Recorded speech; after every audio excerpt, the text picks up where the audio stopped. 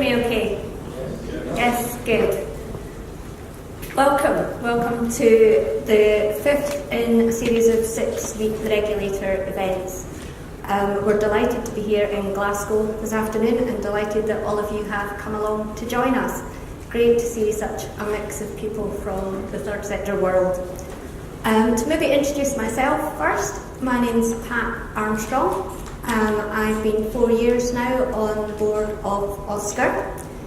In my day job, I'm Chief Executive of ACOSFO, which is the Association of Chief Officers of Scottish Voluntary Organisations. So I work with about 500 Chief Executives of charities across Scotland. So it's fascinating to be involved in both the governance side and the strategic and operational side and the leadership of charities. I also chair Scotland's Third Sector Governance Forum, so we lead on Trustee Week in Scotland. So we've got about 300 trustees, board members, chairs and vice chairs coming along to events in November this year. So lots happening in this area. So my job as chair is to sort of take you through the programme and to try and keep us to time. So I'll do my best to do that. In terms of housekeeping, we're not expecting an alarm. If an alarm does go, if you just go straight through the doors you came in and turn to your left, and you gather in Cambridge Street car park. Toilets are back through the door, slightly to your right and up the stairs, and there is an accessible one at the bottom of the stairs. So feel free if you want to nip out. In terms of telephones, more than happy for you to be tweeting. There is Menti, which you will see, which we're going to be asking some questions on later. It'd be great if you could have them on silent. I'm just hoping mine is. That would be the worst thing ever. We also have a hashtag for this afternoon, which is hashtag MTCR 2017. So if you are tweeting, if you'd like to add that. There's a few people I'd like to introduce you to that are here this afternoon. We've got quite a few of the OSCR staff. This is Meet the Regulator, so hopefully you've got a chance to meet and chat to quite a few of the members of staff. If you could maybe wave, I think they're at the back of the room, so you might have to turn around a wee bit. We've got Wendy Marsden, I can see waves, our inquiry officer, Anne Story, who's the registration business manager, Mary Toge, who's the casework policy manager, yep, lots of hands, Judith, the communications and website officer, Ian, communications manager, Paula, our engagement manager, and Norman, who's our charity accounts manager, and I think is going to help me with the difficult questions later on. We've got quite a few others that I'd like to say a quick thank you very much for coming along and helping us organise this afternoon. You'll have seen the stands as you came in, so in the break it would be great if you could get a chance to go around and have a chat to people. So thanks very much to Janice at Scottish Council on Deafness, Tony and Angela from GCVS, Mary at Scottish Mediation, Emma and Alec from the Institute Fundraising, Gillian from the Fundraising Standards Panel, and also we're delighted today to have our interpreters with us. We have Andrew and Maureen who are doing the sign language, and Jackie and Gordon who are going to be doing the speech to text, which is a good reminder for me to maybe slow down a little bit. Hope I'm not having to make you work too hard. So to maybe quickly mention the programme and what we're going to be covering this afternoon.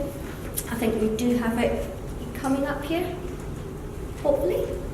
There we go.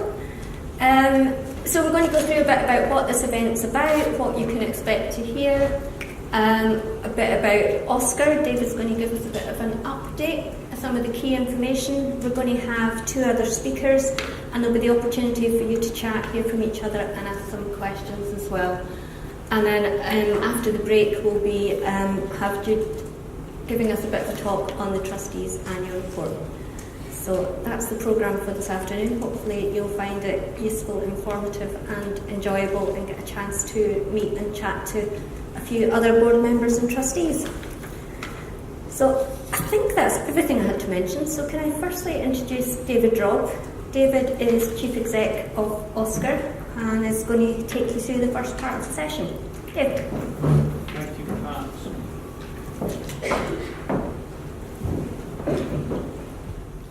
I'm told you've got a better chance of hearing me if I stand here, so is that working at the back? Yeah.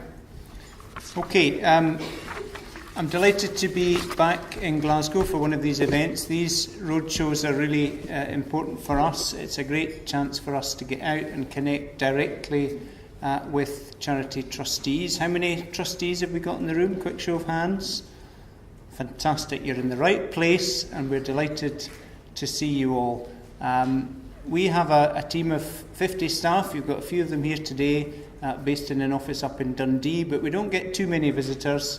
It's a great chance when we come out on the road to connect directly with you and make sure that we are staying in touch with the issues that are important to you in running your charities, and we try and be a responsive regulator.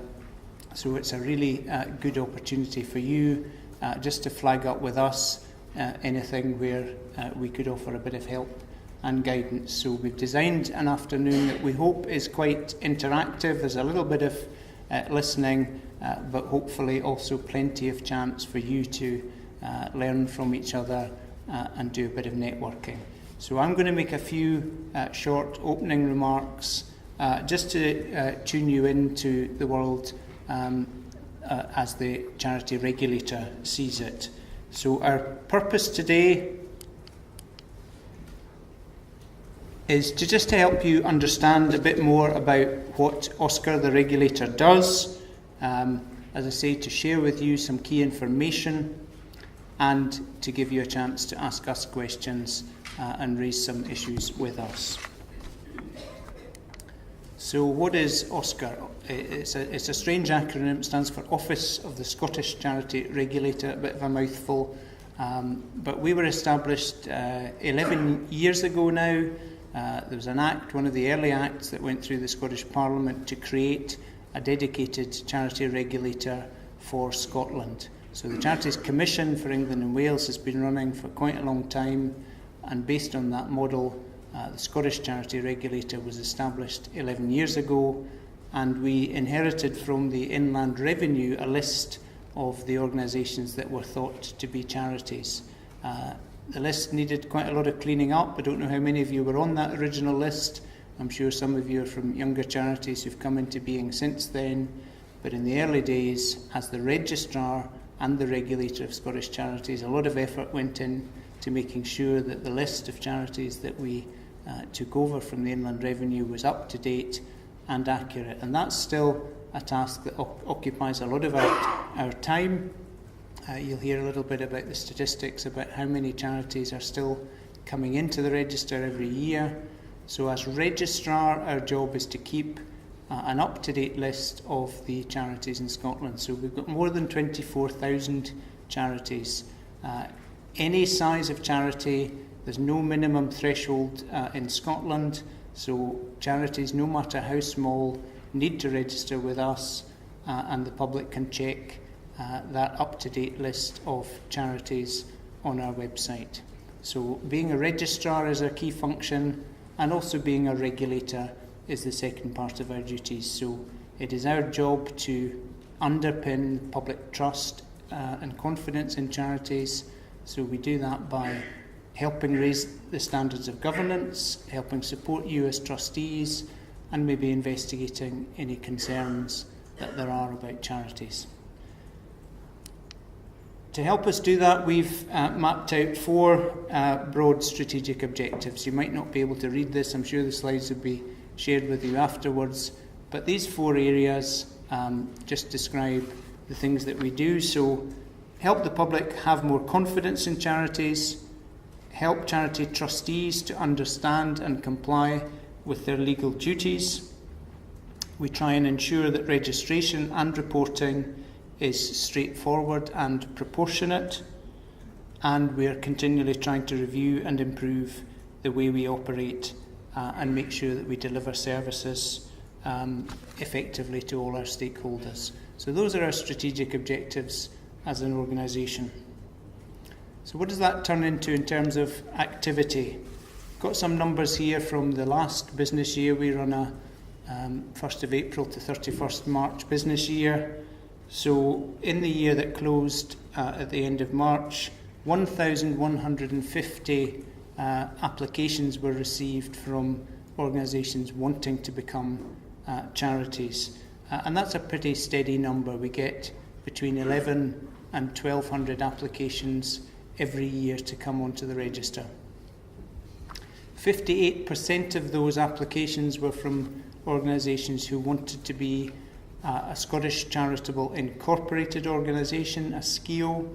If you're not sure what a SCIO is, just wait 15 minutes. My colleague Martin Tyson's going to tell you all you ever wanted to know about SCIOs, so that'll be revealed. But the SCIO is a purpose-designed vehicle that's proving to be very popular amongst people who want to be charities. Next number here is 96%, and that's a fantastic figure. That's the number of charities who are registered and who are using our online annual reports service. So well done to all of you who have persevered, who've got your passwords securely scribbled down on a post-it note somewhere, and you've navigated your way through OSCR Online. Again, that was an innovation a few years ago. It's proving to be very popular, and that's the best way for you to register your annual return with us. Increasingly, we want to see more of our services moving online. That gives you 24-hour access, gives you a bit more control, and just keeps everything in the right place. So OSCR Online is proving to be a great success. I mentioned how important the roadshows, these Meet the Regulator events are. We try and do 6 every year. We've now been round most of the local authority areas in Scotland, and that's fantastic for us. So we're committed to having about half a dozen Meet the Regulator events every year. They're not all as big as this. Stornoway doesn't get quite the same crowd, but it's great for us to just go out and, as I say, engage directly with charities right round the country. The last number there, 51,000, that's the number of visits that there are to the online Scottish Charity Register, the number of searches on the register every month. So the register is a really important place for the public to get information about charities. It is used very heavily, and that agenda about being open and transparent with the information about charities so that the public know who you are, they know what you're up to. So that function of having an online register is really important for us, and you can see how many people are using that day in, day out. So our vision, I've told you why we think regulation is important. It's about underpinning public trust and confidence. And the charity brand is a fantastic brand. People in the United Kingdom, very generous, very proud, and committed to supporting charities, but we shouldn't take that trust for granted. It only takes a few bad newspaper stories or lurid headlines to dent the public's confidence. We have to be ever vigilant that our standards of governance are high, and that the public can have confidence that when they give money for a good cause, it's being managed properly and directed towards that good cause. So that's our function as the regulator, is to help the public have confidence in your activities. And how can you help with that as charities? Keep your information up to date. Things change in your charities. You may move offices, you may have changes of personnel, you might be merging, or if you're going through a process like that, we would probably know about that. You might have to get our consent for it, but keep your information with the regulator up to date. Don't just worry about us once a year. If something is significant happening in your charity, please pass that information to us so that the register is kept up to date and the information we hold about you is accurate. Particularly important if it's your principal contact who is changing. That's our main means of keeping in touch with charities. So if you have a new principal contact or change of contact information, please let us know. Tell the public more about what you do. Charities do fantastic things. Some charities are great at telling that story very well. Other charities not so good at demonstrating the impact, telling the story, showing people what happens with the money that they give to charities.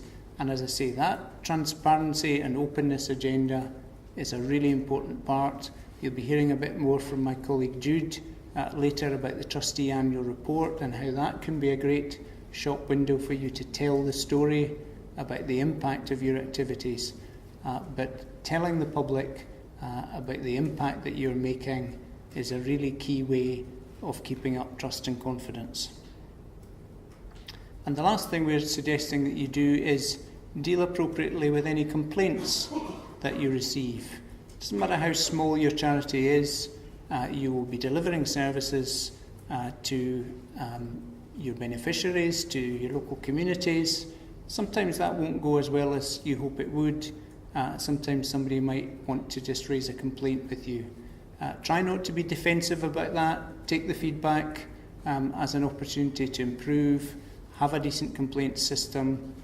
It doesn't have to be very complicated, but it's a great way of making sure that you're responsive to the beneficiaries and that you can keep improving your services for the public. So this is one of our key messages. You'll hear us a lot talking about transparency as a way of underpinning trust. Another good way is to show that you are a registered charity. We have a free logo now that you can download from our website. We've updated that recently and I believe it's proving to be very popular. So if you go and download this, you can display this on your own material and just demonstrate to people that you are registered, you have a unique Scottish Charity number, and that will reassure people when they're engaging with you. So display the logo if you can. Just want to cover 4 things quickly. I'm going to talk a little bit about fundraising, highlight some guidance that we've issued in the last year, talk a wee bit about data protection, and then mention the banks.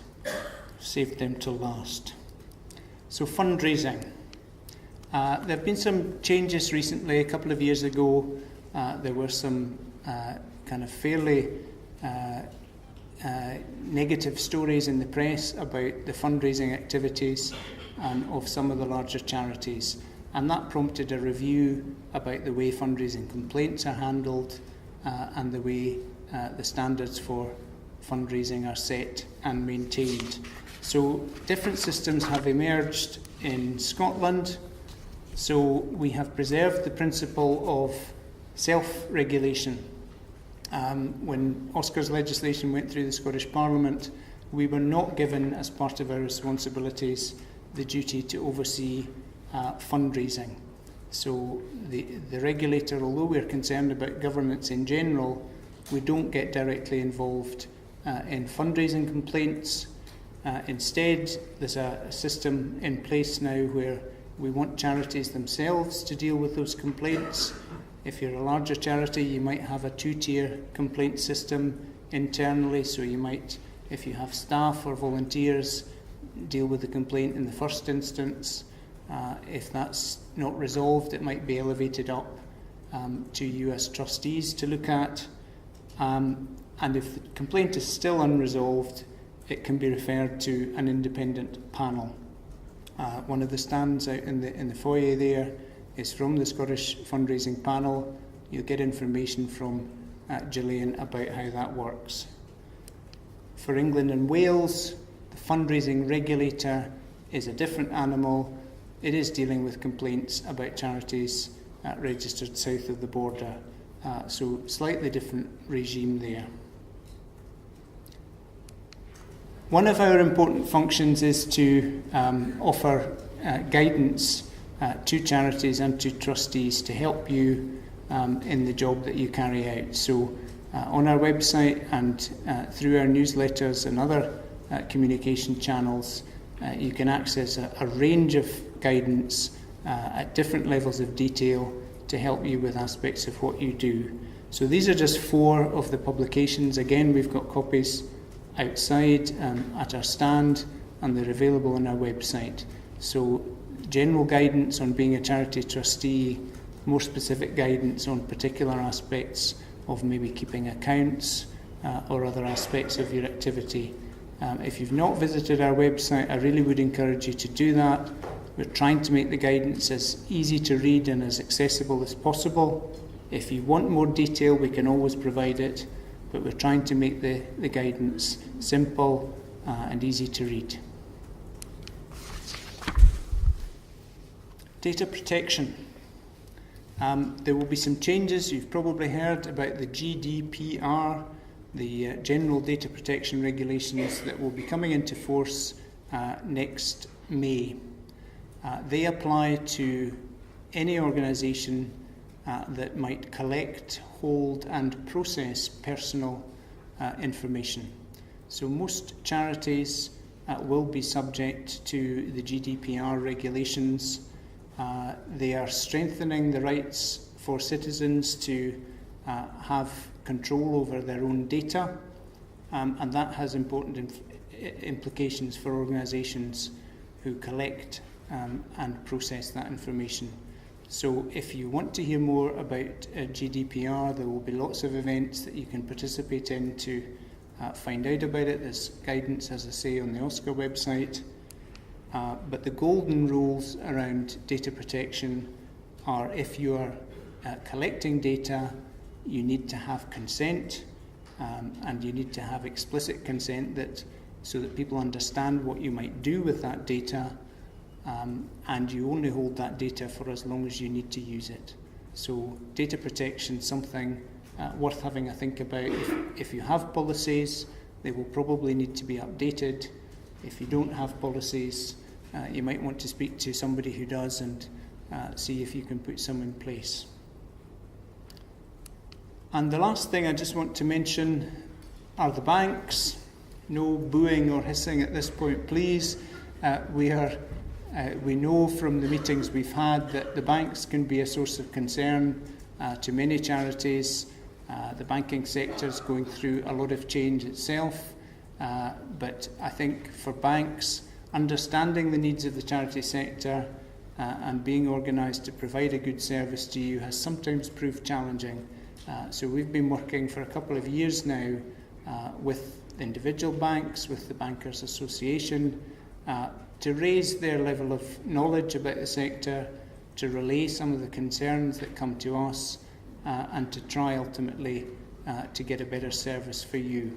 I'm not saying we've cracked that problem yet, but we're aware that it is a concern for many of you, and we've issued a couple of guides, one for the banks so that they can understand about the charity sector, one for the charity sector about financial service providers. So we are doing what we can to try and improve things in that area, but as I say, I don't think we're quite at the end of that road yet.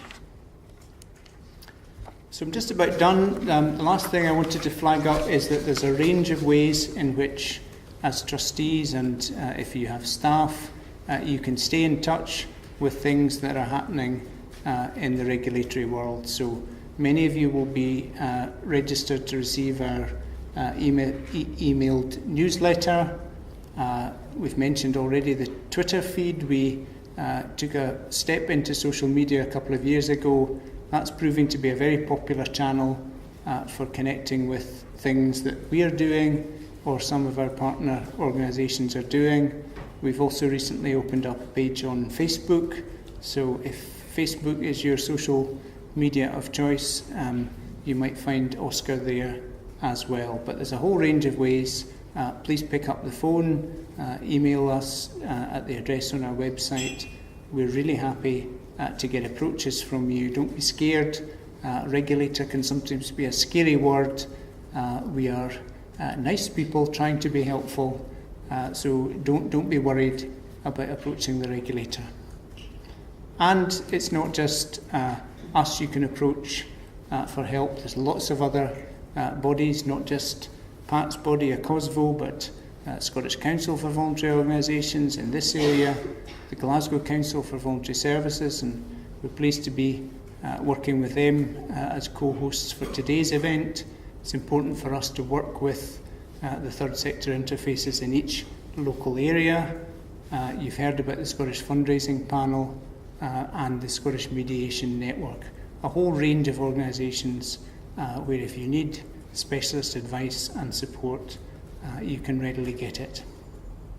So I hope that's given you just a quick picture of how we work as the regulator, the kinds of things you might want to find out more about as trustees. And as I say, I hope you find the rest of the afternoon really useful. We'll be here throughout. You'll get a chance to ask us questions in a minute. But if you don't want to raise something in the formal session, just grab us at the coffee break and we'll be happy to try and help. Thank you very much, and well done, Maureen.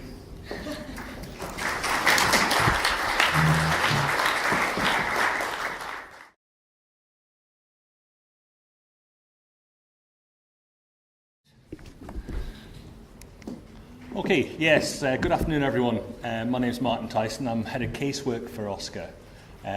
What that means is I look after the team that registers new charities, and I also look after the team that conducts inquiries into charities and looks at compliance in charities. But it's the registration side that I'm going to be talking to you more about today, and what I'm going to be talking to you about is SCIOs. Scottish Charitable Incorporated Organisations. Now, when Paul and the team are putting together programmes for these events, the SCIO is one thing we generally get asked about. It's something that's still relatively new to most of the charitable sector in Scotland. It was introduced not that long ago, and it's something that people want to get more familiar on. I think there'll be people in this room who actually run SCIOs, or, well, I know for a fact there's people who've been involved in setting up SCIOs and advising on charities that have moved from being unincorporated to becoming SCIOs. Hopefully, what I'm about to say won't be too new to them. If it is, there's something far wrong.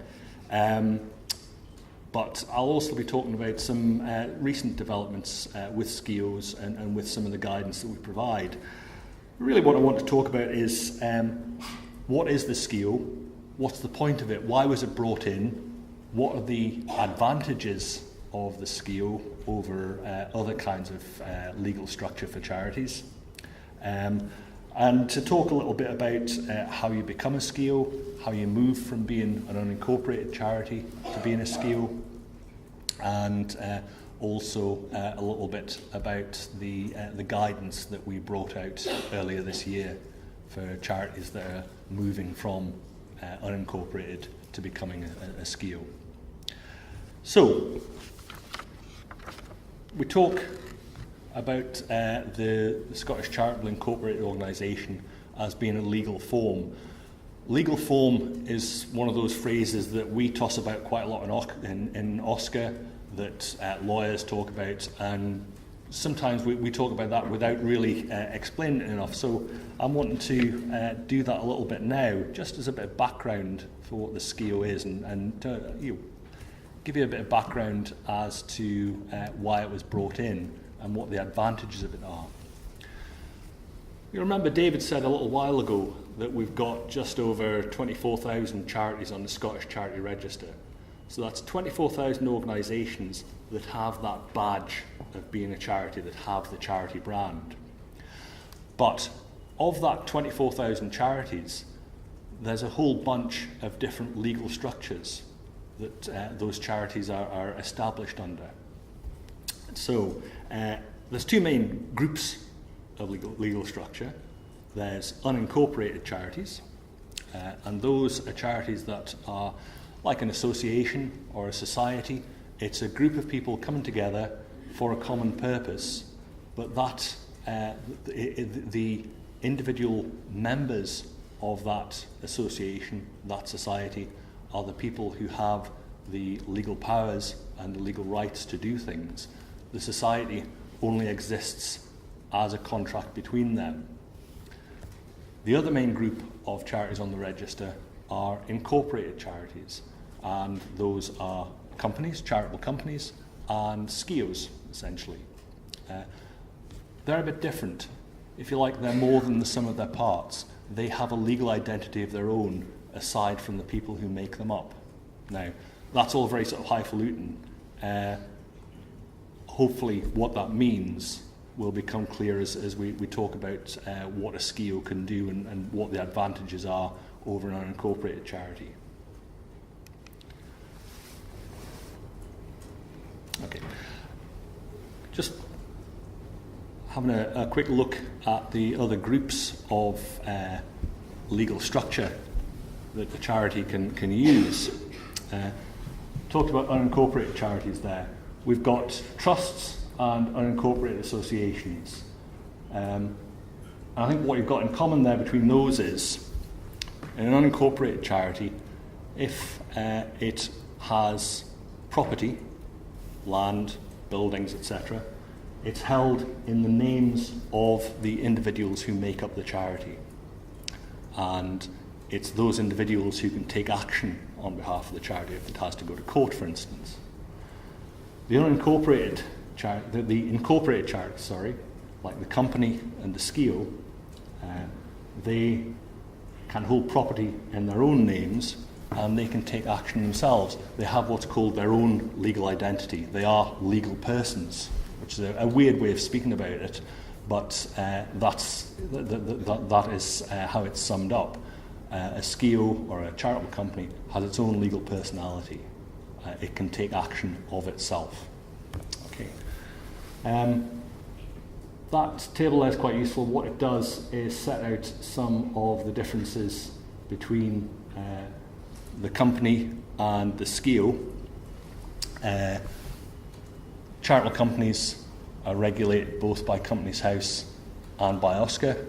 The SCIO is regulated just by us, and we'll come on to what the consequences of that are.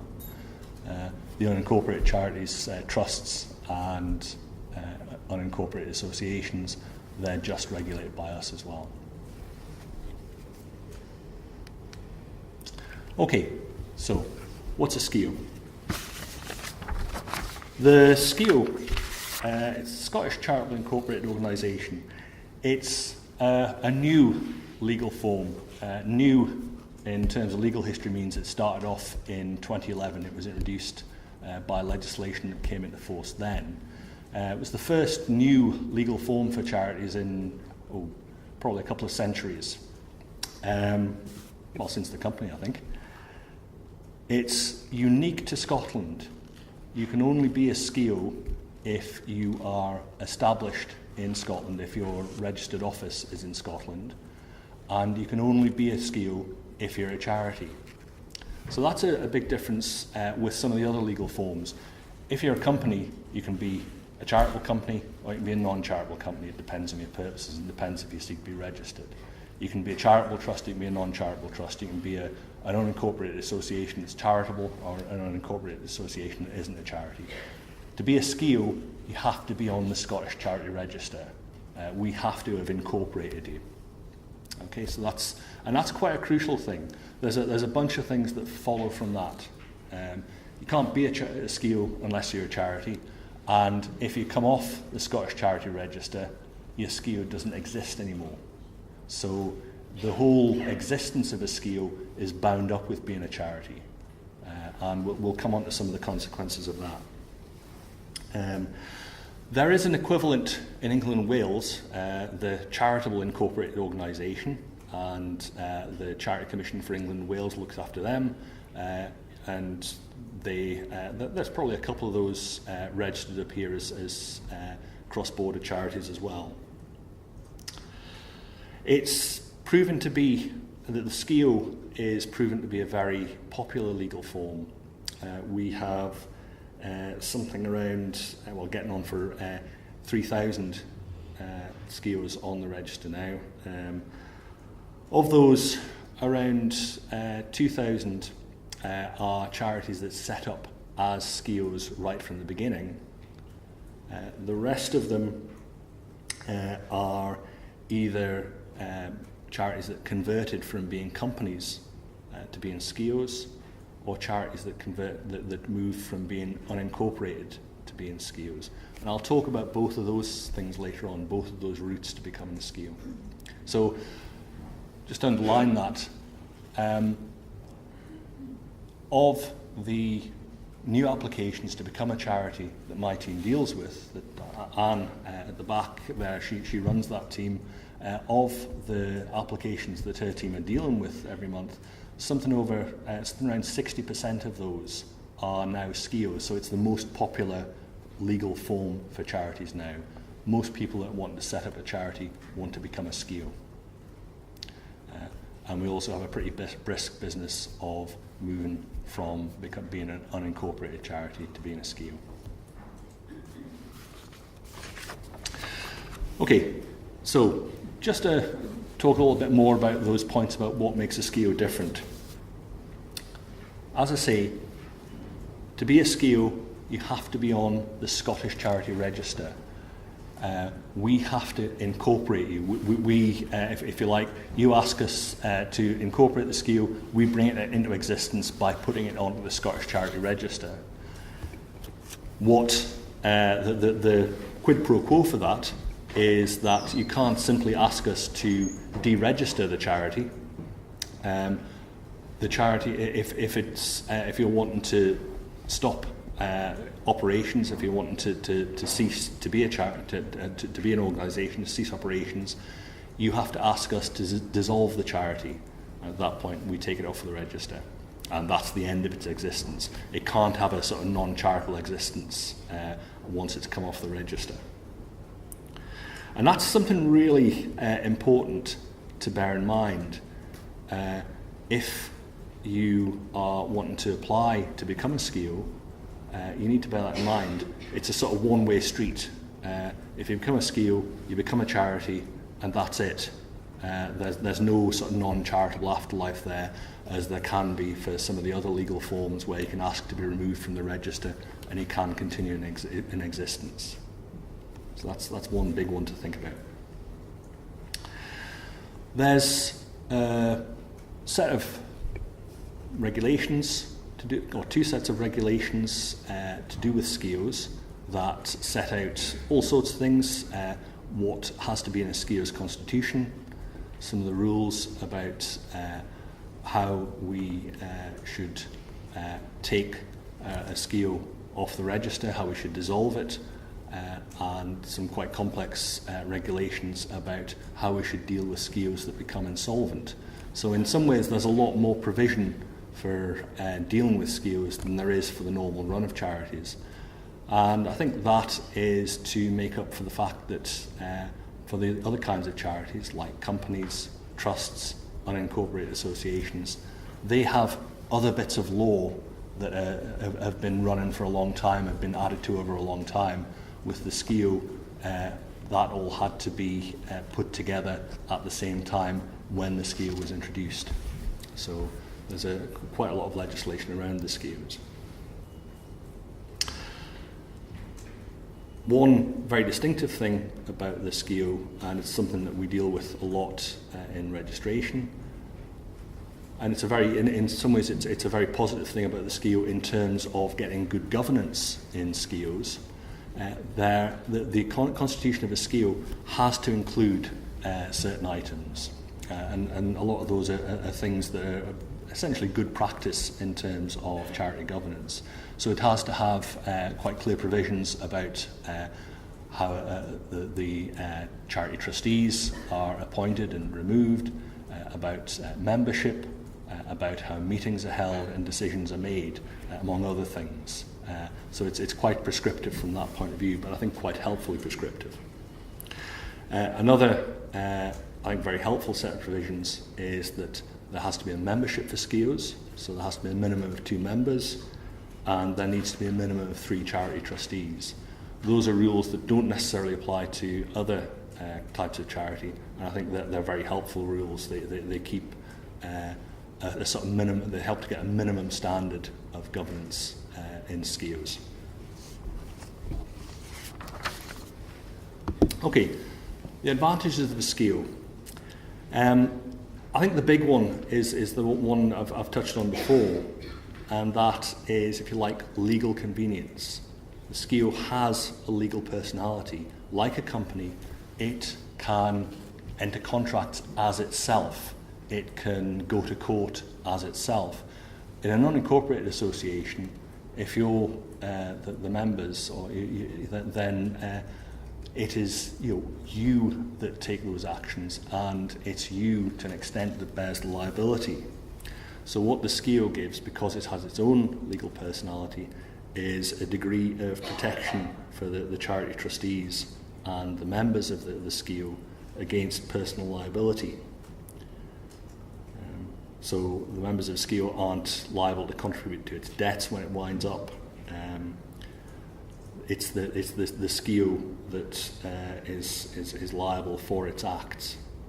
The members and the trustees aren't liable for their acts as long as they act reasonably and consistently with their duties. Company law doesn't apply to the SCIO.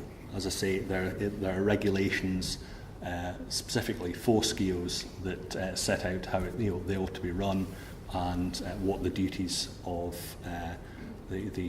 for instance, the duties of members are, and how the SCIO can be wound up, how it can amalgamate, and how it can transfer assets.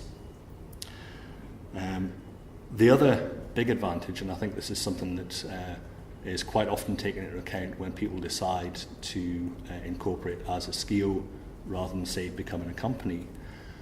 A SCIO is subject to the same accounting rules as the normal run of charities. So whereas a company has to prepare fully accrued accounts, no matter how big or small it is, a SCIO is subject to the same thresholds as any other, as unincorporated charities. And I think that reflects the fact that the SCIO was designed to be a vehicle for small to medium-sized Scottish charities, and to be a sort of vehicle that is not overly heavily regulated compared to unincorporated charities. So if your income level requires you to provide receipts and payment accounts as an unincorporated charity, then it would be the same if you're a SCIO. If you are required to provide accrued accounts, then that would be the same as a SCIO.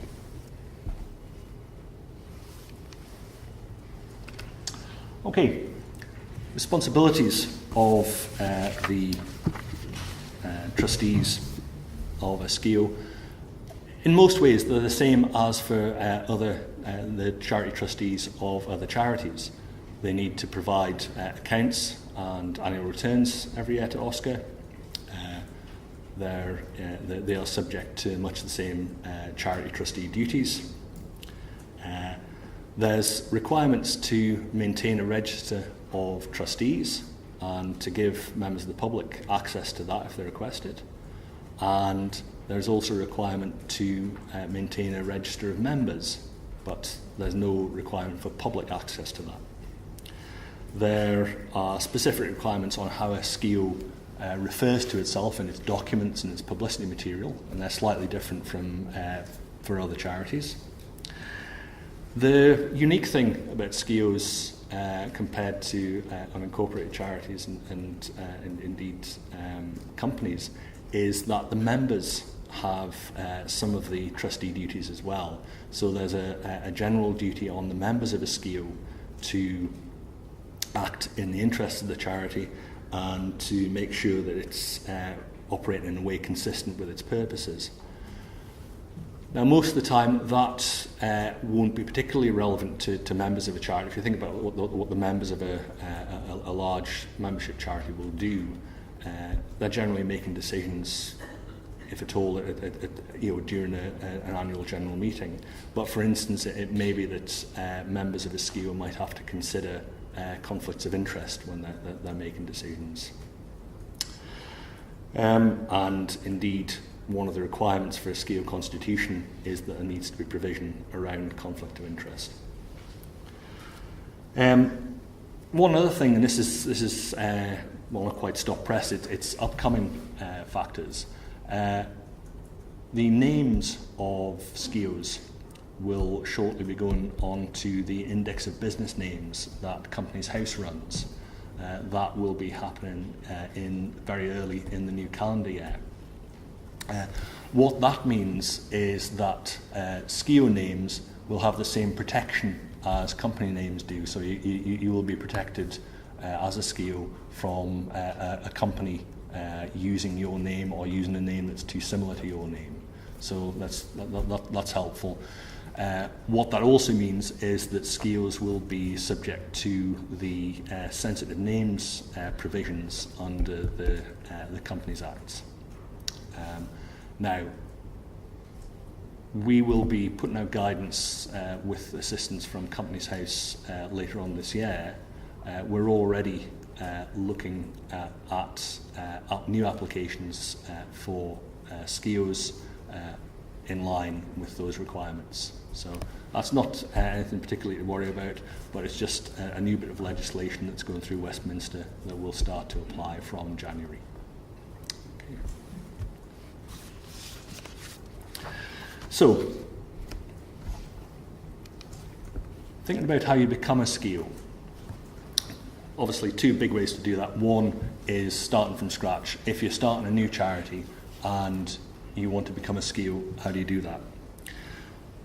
Big requirement, you need a constitution that meets the requirements in the regulations. So it needs to have all the bits and bobs that the SCIO regulations say it has to have. And that's all the things that I've mentioned, most of which you would expect to be in a good charity constitution anyway. How you make decisions, how you appoint trustees, who the members are, etc., etc. There are a lot of model documents around now. The Scottish Council for Voluntary Organisations has a model SCIO constitution that's very widely used. Some of the other specialist umbrella bodies, Early Years Scotland, for instance, have model constitutions that are specifically for their members. We would recommend you use one of those. It's probably quite hard to knit your own SCIO constitution, given the amount of provision that needs to be in there, and there are some really good models about. So I think it's a question of looking to see which one of those would suit your needs, and if you need to do modifying it, but keep that to a minimum, I would advise. The Navy SCIO needs to meet the requirements on business names, and we'll be putting out guidance on that. You need to use the correct application form. We have a specific application form for SCIOs on the on our website, and that takes you through the particular requirements for SCIOs. And you would need to provide us with declarations from your charity trustees. Okay, so that's reasonably straightforward. That's starting from scratch. If you're already a charity and you want to become a SCIO, then there are two ways to do that, and it depends where you're starting from. So if you look on the left-hand side here, if you are a charitable company or a registered society and you want to become a SCIO, there's a very, very smooth, very helpful process that's set out in the Charities Act, the 2005 Charities Act. What that does is set a very simple procedure whereby we liaise with Companies House or with the Financial Conduct Authority, depending on what's appropriate, and once we say that the charity is converted to, the charitable company is converted to a SCIO, then all of the property and rights and liabilities of the charitable company automatically move over to the SCIO. It's very straightforward, and it tends to be relatively quick. So that's the good news. If you're starting off from being a company to a SCIO, pretty straightforward. If you're starting off from being an unincorporated association or a trust and you want to become a SCIO, that's a bit less straightforward. And one of the things we've gained a lot of experience of over the 5 years or 6 years that we've been looking at this is just how difficult that can be and just how much there is to think about. So, the end of last year, earlier this year, we put together a slightly changed process for doing that. What you need to do now is to ask us to register a new SCIO, apply for a new SCIO to be created. Once that's on the register, then you apply to wind up the existing unincorporated charity. The new SCIO will have to have a slightly different name and a new charity number, because we can't have two charities on the register with the same name and the same charity number. So that's a complication. You ask us for consent to wind up the unincorporated association. As part of that, you transfer the property, rights, and liabilities of the unincorporated association across to the SCIO. And once that's done, we will remove the old unincorporated association from the register. Now, that's fairly straightforward from our point of view, but what our experience is, and the experience we have when we've talked to unincorporated charities, is that it isn't necessarily straightforward from their point of view. There's a lot to think about. What kind of property do you have? If you have land or buildings, then you need to think about how you're going to move that property from the unincorporated body to the SCIO. Do you have staff? Are you going to have to TUPE them across from the unincorporated body to the SCIO? Are you registered with the care inspectorate? You need to talk to them. What are the consequences of closing the old unincorporated charity down and moving to a SCIO? There can be quite a lot of complexity to this. There can be quite a lot of consequences of moving from an unincorporated charity to a SCIO. So what we did earlier this year is put together some guidance around that with help from various people in the charity sector, from the care inspectorate, from Scottish Council for Voluntary Organisations, early as Scotland, and we've got a suite of fact sheets and bits of guidance that highlight what things you need to think about, depending on what kind of charity you are, depending on what your charity does, and what are the regulators it's involved with, what kind of property it holds, what are the things you need to think about before you move from being unincorporated to being a SCIO. So if that's something that you're thinking about, or if you advise charities on this process, I would really point you towards what's on the website there, because that has been prepared out of the experience of charities and advisors. And I think our strong advice there is do your work up front. Have your discussion, think about what's involved in moving your charity from being unincorporated to being a SCIO, and be aware of what the possible issues are, how long it might take you, what's involved, and take advice if you can find it. You probably can't really see it. That's the register entry for a charity that has been incorporated as SCIO, that's moved from being unincorporated. We do actually highlight those on the register now, and that sort of tells you what the process has been, but I suspect you're not going to be able to see much of that. Okay, that's probably all I've got to say about SCIOs. Obviously we're going to have a Q&A. You might well have particular questions about the process, about SCIOs. It might be something you're thinking about.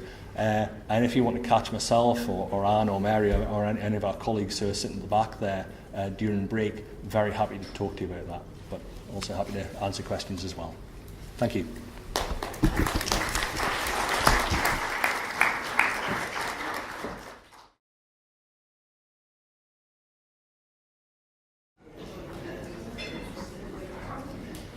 So today what I'm going to do is I'm going to just talk a little bit about narrative reporting. And here we have what I'm really going to look at. I'm going to just look at a little bit about why it's important, the trustee annual report. I'm going to talk about who's responsible for doing it, what the focus should be, what makes a good trustee annual report, and some kind of pros, some good things to do with your trustee annual report, and some things that you should avoid. So that's what we're going to do today, and it doesn't take too long, and again we'll have time for questions at the end.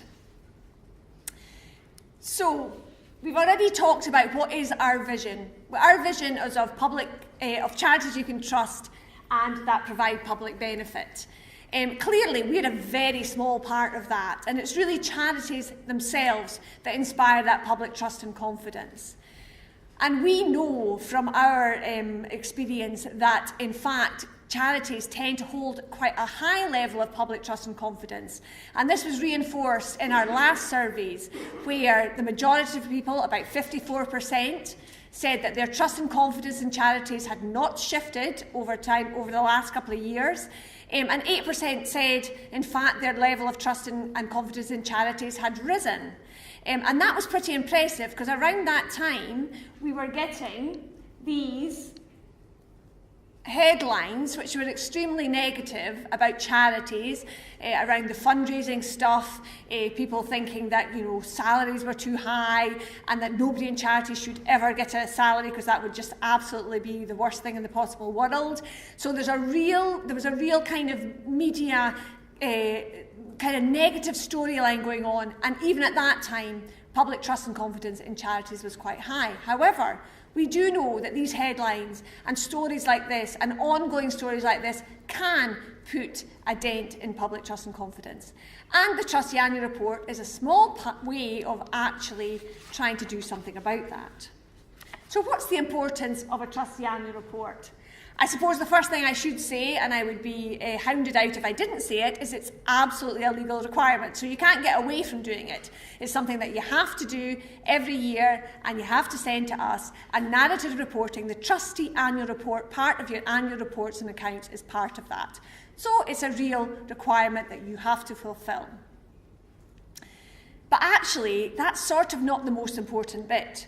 The most important bit is it's a real way of you starting to tell your story about your charity, about what it does, what it's there to do, and the impact that it's having. So it's a good way of telling the story of your charity.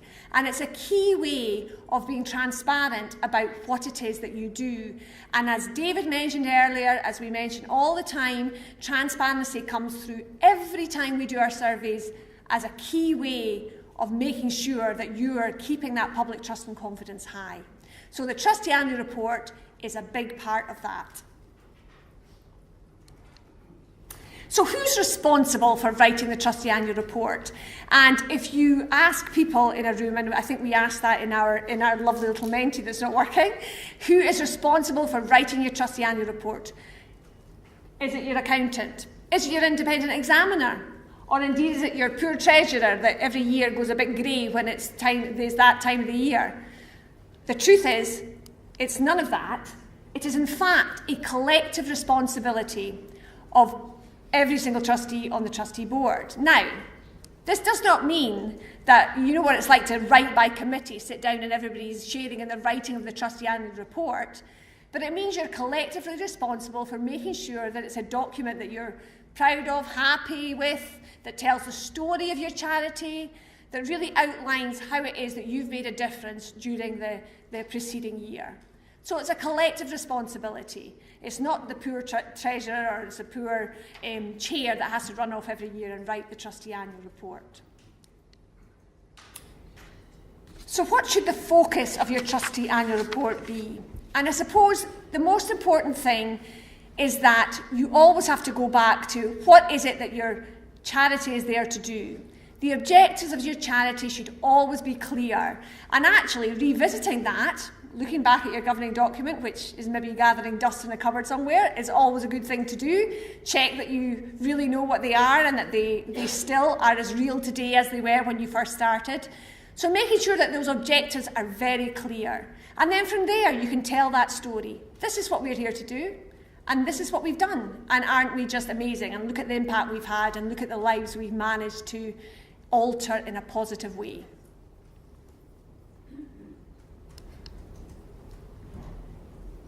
So what makes a good Trustee Annual Report?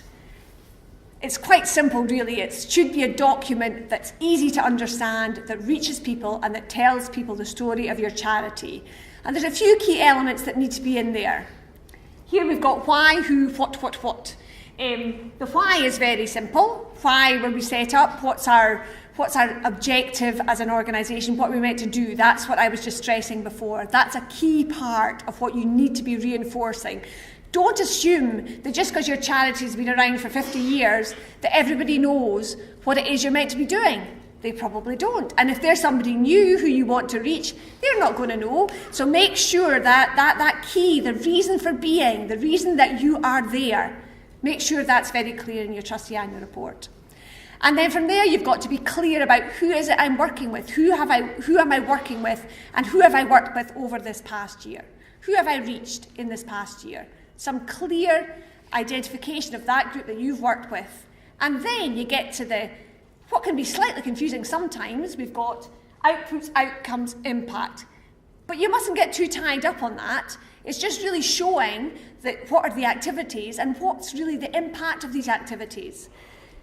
And perhaps a good example of that is, let's think of a youth employability charity, right? A charity that's working with young disadvantaged people. And it's trying to get people into employment, say. And during the past year, in terms of the first what, it's trained 80 people in different vocational areas. It's managed to train 80 people. Of those 80 people, 76, the second what, managed to actually get a vocational qualification. Fantastic. But of these 76, 55, or 50, let's be a bit more generous, let's say 65 have gotten into full-time employment that they wouldn't have managed to get if they didn't have their vocational training. So you've had a real impact on a significant number of people through your activity during that year. So don't get tied up in the definitions. There's courses, university courses devoted to, what these different things mean. Just make sure that what you're doing is you're showing what I've done, what were the immediate outcomes of that, and look at that. All these people have got jobs, or all these people have managed to, all these people have got food, or these people have got wells, or whatever it is you're working in. Make sure that it's very clear how your actions have led to a specific impact.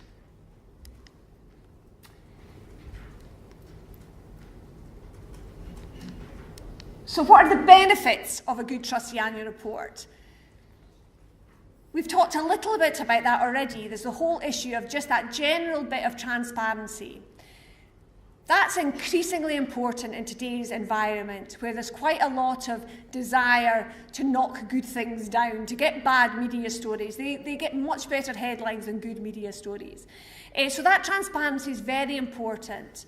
I think in the bottom here, I've got to help deflect bad publicity. If you can be very clear and transparent about what you've done during any given year, and the way that you've done that, and the way you've used your money, then nobody can say that you haven't done what you said you were going to do, and that you've used your money unwisely.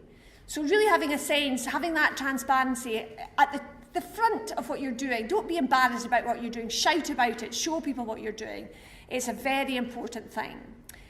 I suppose I'd say it's even more important now that we, for instance, are publishing reports and accounts on our website. So we're either doing that through links that you share with us. So if you've got links to your accounts, please do that. Or we're actually publishing the ones that you send us if you have an income of over 25,000 or you're a SCIO. So this is another way that people can go on and look at your accounts. It's a way that you can actually show what you're doing. It's a way of being transparent, and it's something that we will be continuing doing over the next wee while.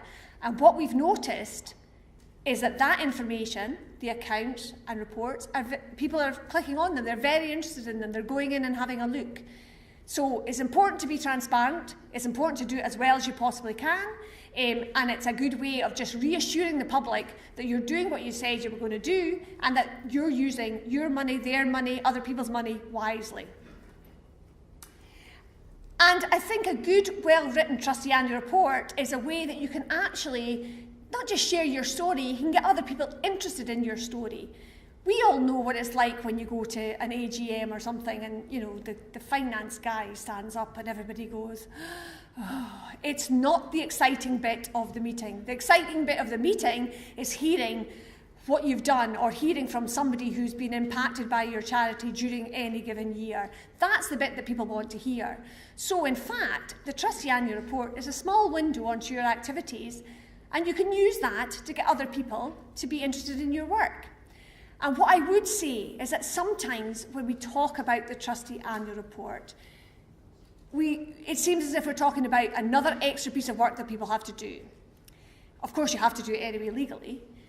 But clearly, if you've got other people you're reporting to, other people you're talking to, other people you want to share your information with, you shouldn't be doing this 17 times. You should be producing one good thing that you can use in different ways with different organisations. And we're talking a lot with other organisations at the moment about how to better harmonise those different reporting requirements so that people are not reporting in numerous ways to numerous different people. So transparency, getting your story out, showing what a fantastic job you're doing as a charity, that's a key benefit of a good trustee annual report. So, top tips. And these all, I must say, this is really Laura Anderson, is another SMT colleague of mine, and this is her baby, and she gets very excited about trustee annual reports. So these are her top tips. So tell the story. Make sure that it's something that people would be interested in. No matter what you're doing, you'll be passionate about it. Make sure you're telling that story in a passionate way. The second one's a bit more boring. You've got to comply with what it says in the regulations about when you should report and what should be in your reports. That's a very simple thing, but it's actually quite important because, again, in terms of people checking our register, checking your charity, if you don't do that stuff, people get a bit concerned that, in fact, if you can't do that simple thing, are you actually doing the rest of the stuff well as well? So, just be compliant and get in the good habit of getting stuff in on time and doing it properly. Take ownership and engage. So what that means is, as a trustee board, again, you don't all have to write it, but make sure that you are in charge of what's going in there, you know what stories you want to tell, and you know how you want to start developing that part of your reporting requirement. And be creative wherever possible. That's something that hasn't always been done in annual reports and accounts, because the important part has been the money side. And that is massively important.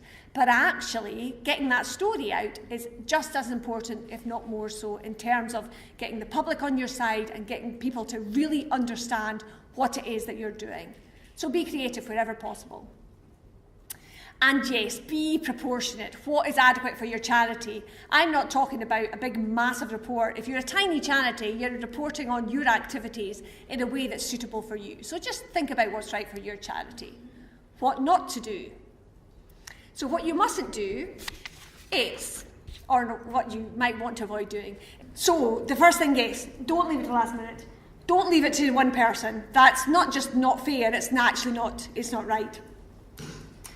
I think my favourite one on this is don't cut and paste what you wrote last year. You'd be surprised how often that is the case. And eventually somebody will spot it. They might not spot it the second year, they might not spot it the third year, but they'll probably spot it the fourth year and they'll think, are they actually doing anything? It seems like they're doing the same thing every year or nothing at all. So make sure that you're actually thinking every year, what is it we've done this year? Let's report on that.